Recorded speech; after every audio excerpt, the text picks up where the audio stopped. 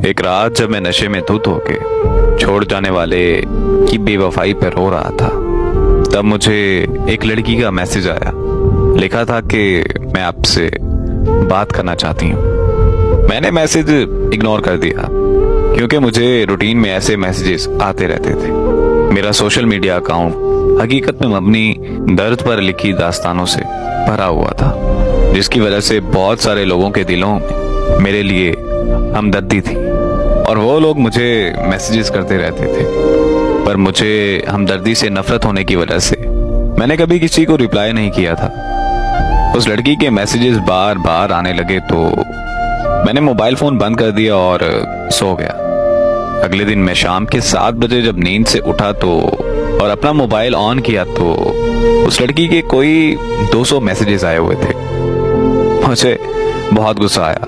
मैंने उसे कॉल मिला दी। उसके कॉल अटेंड करते ही मैंने उसकी खूब इंसल्ट की और कॉल बंद करके उसे ब्लॉक कर दिया।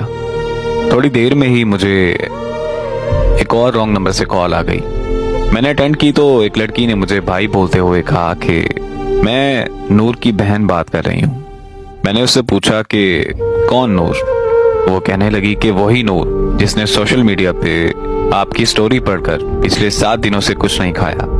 वही नूर जो पिछले 7 दिनों से लगातार रोई जा रही है। वही नूर जो पिछले 7 दिनों से सोई नहीं। वही नूर जिसकी कुछ देर पहले आपने इंसल्ट की है। मैंने इतना सुनते ही कॉल बंद कर दी और वो नंबर भी ब्लॉक कर दिया। रात को जब मैं फिर से नशे में धुत हुआ तो मुझे अजीब ख्याल आने लगे और एक अजीब सी बेचैनी होने लगी कि आखिर ये नूर लड़की है कौन और ऐसा क्यों कर रही है। तजस्सुस इतना बढ़ गया कि मैंने उसे अनब्लॉक किया और कॉल कर दी। कॉल उसकी बहन ने अटेंड की। मेरे हेलो करते ही मुझे कहने लगी कि अगर नूर को कुछ हुआ तो मैं तुम्हें छोड़ूंगी नहीं। मैंने भी उससे गुस्से में बात करते हुए पूछा कि आखिर मैंने ऐसा क्या किया है जो तुम मुझसे ऐसे बात कर रही हो। तो वो रोते हुए कहने लगी कि नूर को पता नहीं क्या हो गया है, उसे बिल्कुल होश नहीं आ रहा। हम सब उसे अस्पताल लेकर आए हुए हैं। मैंने जब अस्पताल का एड्रेस पूछा तो अस्पताल मेरे घर से 6 घंटे की ड्राइव पर था। मैंने एक दोस्त को कॉल की कि हमें इस्लामाबाद जाना है। मेरा दोस्त आ गया और हम रात के 2 बजे इस्लामाबाद के लिए निकल पड़े। हम सुबह के 8 बजे इस्लामाबाद के अस्पताल पहुंच गए।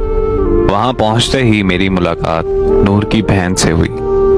उसने बताया कि नूर को 104 पर बुखार है और उसे अभी तक होश नहीं आ रहा। फिर उसकी बहन ने जो मुझे नूर के बारे में बताया वो सुनकर तो मैं अपने होशो हवास खो बैठा था। आखिर ऐसा कैसे मुमकिन हो सकता है? नूर की बहन ने मुझे बताया कि हमारे वालिदैन एक रोड एक्सीडेंट में मारे गए थे। नूर को उनकी मौत का सदमा बहुत गहरा लगा। एक दिन मैं नूर को खाना देने के लिए उसके कमरे में गई और अचानक से नूर मुझ पर चीखने लगी। वो कहने लगी कि यहाँ से चली जाओ और मुझे मारना शुरू कर दिया। मैं और मेरे मामू नूर को अस्पताल ले गए। वहां जाकर पता चला कि नूर एक दिमागी मर्ज में मुब्तला है। ये एक ऐसा मर्ज है जिससे इंसानी सोच, एहसासात और मुतासिर होते हैं। पर हमें लगा कि बस ये माँ बाप की मौत का सदमा है और कुछ ही दिनों में नूर बिल्कुल ठीक हो जाएगी। तो हम नूर को घर वापस ले आए, लेकिन नूर की हालत दिन ब दिन बिगड़ने लगी। उसकी हालत इतनी खराब हो गई कि नूर खुदकुशी करने की कोशिशें करने लगी। हम नूर को फौरन माहिर नफ्सियात के पास ले गए। उन्होंने बताया कि दीगर अमराज की तरह इस मर्ज का इलाज भी अद्वियात और थेरेपी से किया जा सकता है, पर बिना इलाज के नूर की हालत दिन ब दिन खराब होती जाएगी। अगर मजीद देर हो गई तो नूर को पागल खाने भी भेजना पड़ सकता है। तो हमने फौरन नूर का ट्रीटमेंट शुरू करवा दिया। 2 साल के मुश्किल तरीन वक्त के बाद नूर बिल्कुल ठीक होकर खुशहाल जिंदगी गुजारने लगी। नूर ने बहुत सारे नावल भी लिखे और शेर व शायरी का शौक भी रखती है। पर जब से नूर ने आपकी कहानी पढ़ी है, पर तब से उसको इस दिमागी मर्ज का दोबारा अटैक आने लगा है। नूर की बहन की बात मुकम्मल होते ही मुझे खबर मिली कि नूर को होश आ गया है और उसकी बहन नूर की तरफ भाग गई। मैं भी उसके पास जाना चाहता था, पर मेरे दोस्त ने मुझे रोक लिया। वो मुझे कहने लगा कि नूर तो पागल लड़की है, हमें उसे क्या लेना देना, चलो हम घर चलते हैं। मैंने अपने दोस्त से बोला कि अरे यार, मैं कौन सा नॉर्मल हूँ, मैं भी तो इतना पागल हो चुका हूँ कि किसी का कम बुलाने के लिए नशे का सहारा ले रहा हूँ। बस इतना कहकर मैं नूर से मिलने चला गया।